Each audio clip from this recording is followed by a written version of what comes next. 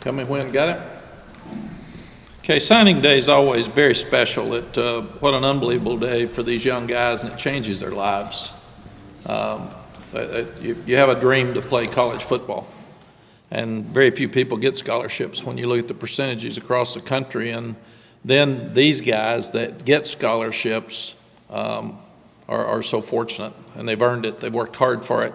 And then secondly, to get a scholarship where you want to go is unbelievable, and especially in the modern day where transfer portal is taking up so many of the high school scholarships that these young guys are very fortunate when they're able to get a scholarship and it's where they want to be. And that's what today's about, is them finding the right place for them and them earning the opportunities. Secondly, it's another top 25 class. So I congratulate our recruiting staff and our coaching staff. They work really, really hard for really over 2 years on these classes. We're already deep into next year's class. And we're still trying to do it with a large majority of high school players, and then fill in some areas of need with the portal. But we really don't want to just go portal and be transfers all the way. So we had 27 signees. Amazingly, it's the best academic class we've ever had. So 21 of those signees will be here in January as early enrollees. I don't think we've ever had over 12, maybe 13. So they will be a great addition to our team moving forward. Not that it matters because everybody grades them differently, but 12 4 stars, 15 3 stars, 14 guys on defense and 12 on offense, and 1 specialist. So we had a very balanced class. When you start looking at it, 5 All-Americans, 15 All-State selections. Currently, that could change, obviously, and probably the most captains we've ever had as well, which is important. But as I said, by far the best academic group we've ever signed, and really, really proud of these guys. 6 guys have been practicing for the bowl game, and you'll get to talk to them here in a minute, which is, again, on the cutting edge. It's new, it's different. They're very excited. That is signing day, and they're here. Some of them, the reason we're moving them up in the press conference is some of them are going to their school to have a signing day celebration, so they're leaving here. But it's the first time we've ever been able to have them talk to you, so I think that's great.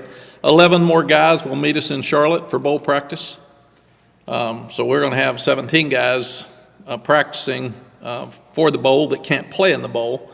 But that'll give them a great head start moving into spring practice and let us have a better idea of who they are on the field. And very impressed with the guys that have been working so far.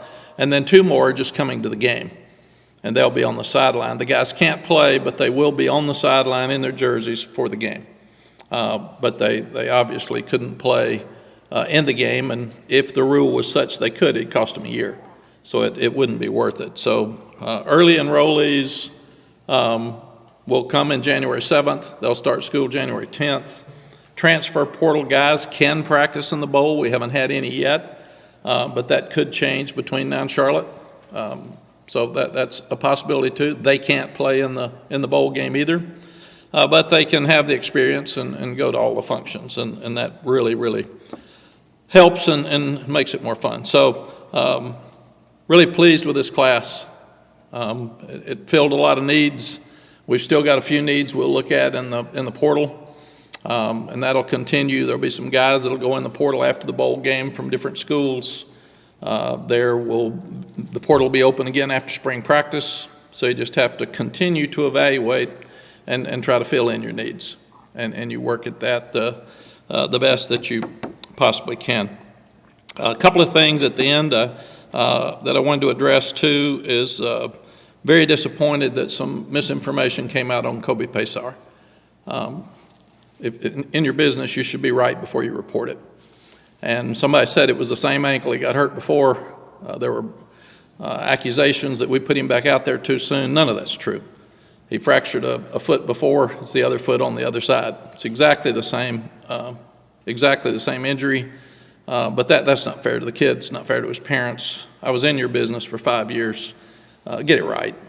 I mean, that's important. We do things wrong as coaches. If you don't report it right, that's not fair to anybody. So But it is totally the same injury on the other foot. And he will have to have his operation today. He will be back for spring practice, but he's very disappointed, and he'll miss the game. It's so interesting. He's been here for a long time. He's been hit a bunch and hadn't been hurt.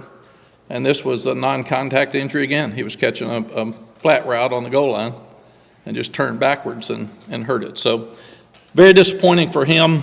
But again, please call and check and get it right before we start releasing stuff. Secondly, in our last ball game with a rival school, after the game, the head coach of that school called our players a piece of shit. And I apologize for that language, but I've never heard something like that before, and I'm disappointed. I thought it was classless. It's not true. Number one, we didn't play well in the game. We didn't coach well in the game. It's been very well documented, and I got that. But you don't call kids a piece of shit. And I've addressed it with our team. I apologize to them. These kids are one of the top academic groups in America. They got an award for AFCA's top 13. They've won a Coastal Division. They've won a bunch of games. They've been to an Orange Bowl, been to 5 straight bowls. They represent us well. And from me speaking for them and their parents, they really didn't appreciate being called a piece of shit. Never heard that before. And very, very disappointing. But it is what it is. And we'll continue to work hard to try to be better. What's going to happen now, I think you've got your guys coming down. And you'll get to interview them. And then after that, because we've got bowl practice today and I've got a staff meeting, and I'll be up working on the practice, trying to get us ready to go to Charlotte. Pat's going to come down. Pat Suddas is our general manager. He works so hard in recruiting, and it's tougher than ever before to do his job. Roster management is very, very difficult. You got guys leaving, guys coming. You're trying to make your numbers fit. You're not sure. We weren't even sure how many initials we could have in June when we had scholarships out. So that job's tougher than ever before, and I'm so proud of Pat and what he and the recruiting staff have done. And he works with compliance, he works with NIL through recruiting. So he's just been an absolute blessing for me and for us. And I thought it would be better for him today, while I'm in the staff meeting, to come and address all the players with you and talk about them, because he and the recruiting staff spent 2 years on these folks. So that is it. So, yes, no, I'm not going to answer any questions today. This is just about signing day. Yep. So. Hey, Coach. Yes. Just to clarify, did you say, I could be delusional, did you say there were 12 captains from high schools? No, I said there were lots of these guys that were captains. Gotcha. All right. Thank you. And captains are different. Some are game captains, some are year captains. So gotcha.